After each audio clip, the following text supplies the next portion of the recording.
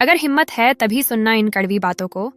Number 1, पुत्र की परख विवाह के बाद होती है और पुत्री की परख जवानी में होती है। नंबर 2, पति की परख पत्नी की बीमारी में होती है और पत्नी की परख पति की गरीबी में होती है। नंबर 3, दोस्त की परख मुसीबत में होती है और भाई की परख लड़ाई में होती है। नंबर 4, बहन की परख जायदाद में होती है और औलाद की परख बुढ़ापे में होती है। आपको हमारी बातें कैसी लगी कमेंट बॉक्स में जरूर बताएं। इस कहानी को एक बार जरूर सुने। एक लड़की ने एक बुजुर्ग से पूछा, प्यार की हकीकत क्या है? बुजुर्ग ने कहा, बाग में जो सबसे खूबसूरत फूल हो वो ले आओ। लड़की एक दिन बाद वापस आई और कहा, मैं फूल देखती रही, मुझे एक फूल सबसे खूबसूरत लगा, मगर मैं उससे बेहतर की तलाश में चल पड़ी, मगर कोई प्यार नहीं लगा। जब लौट कर आए तो उस फूल को कोई और तोड़ चुका था। बुजुर्ग ने कहा, यही प्यार की हकीकत है, जो सामने हो उसकी कदर नहीं की जाती और वापस लौटे तो वह भी हाथ नहीं आता, क्योंकि तब तक उसे कोई और ले जा चुका होता है। निष्कर्ष, बेहतर की तलाश में अक्सर लोग उसे भी खो देते हैं जो उनके लिए वास्तव में बेहतर होता है। खूबसूरती तो पैसे से भी बढ़ाई जा सकती है, पर सच्चा दिल वाला दोबारा नहीं मिलता। ऐसे ही कहानी के लिए वीडियो को लाइक और पेज। दुनिया में खुश रहने के 6 नियम। नंबर 1, कभी भी किसी से नफरत न करें। नंबर 2, किसी भी चीज की चिंता न करें, शांत रहे। नंबर 3, सादा जीवन जिए, दिखावा ना करें। नंबर 4, हर काम को उम्मीद के साथ करें। नंबर 5, अपना हर काम खुशी के साथ करें। नंबर 6, चाहे कितनी भी बुरी परिस्थिति क्यों ना हो, हमेशा मुस्कुरा। बादाम 900 रुपये किलो है और गुटखा 5000 रुपये किलो। काजू 800 रुपये किलो है और सिगरेट 4000 रुपये किलो। शुद्ध देसी घी 700 रुपये किलो है और तंबाकू 2000 रुपये किलो। सेब 100 रुपये किलो है और सुपारी 600 रुपये किलो। दूध 50 रुपये लीटर है और शराब 500 रुपये लीटर। इतनी महंगी होने के बाद भी ये सारी चीजें हम खाते हैं, और जब बात आती है हमारी सेहत की, तब हम बोलते हैं इतनी महंगाई में हम ये सारी चीजें कैसे खाएंगे। दिक्कत पता है क्या है? देश की हालत खराब नहीं है, हमारी आदत खराब है। आपको हमारी बातें कैसी? बहुत काम की बात है, सुन लो नहीं तो पछताना पड़ेगा। कोई तुम्हारी कितनी भी तारीफ करे, उससे खुश होने के बजाय ये जरूर सोचना कि ये तुम्हारी इतनी तारीफ क्यों कर रहा है, क्योंकि जो इंसान तुम्हारी तारीफों के पुल बांधता है, अक्सर उसी पुल के नीचे उसके मतलब की नदी। एक लड़की ने फेसबुक पर लिखा, अगर माँ बाप को रखने की इजाजत हम बेटियों को मिल जाए तो पूरे देश में एक भी वृद्धा आश्रम नहीं रहेगा। इस पर एक लड़के ने समझदारी से बड़ा ही सुंदर जवाब दिया। लड़के ने कहा, अगर वही बेटियां शादी के बाद ससुराल में अपने सास ससुर को ही अपना माँ बाप मान लें तो देश में तो क्या, पूरी दुनिया में एक भी वृद्धा आश्रम नहीं मिलेगा।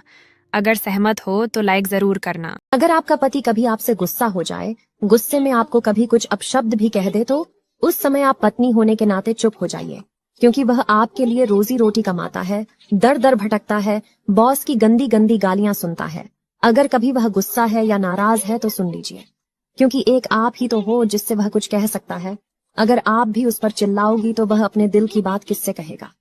जब कोई दिल दुखाए तो बेहतर है चुप रहना, क्योंकि जिन्हें हम जवाब नहीं देते उन्हें वक्त जवाब देता है। कुछ लोग मुझे गलत समझते हैं, पर मुझे अब कोई फर्क नहीं पड़ता, क्योंकि उनके साथ अच्छा बनने के लिए मैंने अपना बहुत कुछ गवा दिया। खुद की तरक्की में इतना वक्त लगा दो कि दूसरे की बुराई करने का वक्त ही ना मिले। वीडियो अच्छा लगा तो वीडियो को पूरा देखिएगा, आंख में आंसू आ जाएगी। एक गांव की सच्ची घटना। एक बार एक लड़की को अपने ही गांव के एक लड़के से प्यार हो गई और लड़के को भी लड़की से प्यार हो गया। लड़की लड़के से कहती थी कि मैं बगैर दिल की जी रही हूं, क्योंकि मेरा दिल तुम्हारे पास है। कुछ दिनों बाद लड़की का इरादा बदल जाता है और वो लड़के से कहती है कि अब हम साथ में नहीं रह सकते, क्योंकि मेरे घर वालों ने मेरे लिए एक लड़का पसंद किया है और मैं उनकी पसंद को ही अपनी पसंद मानती हूँ। अब हम अलग हो जाते हैं।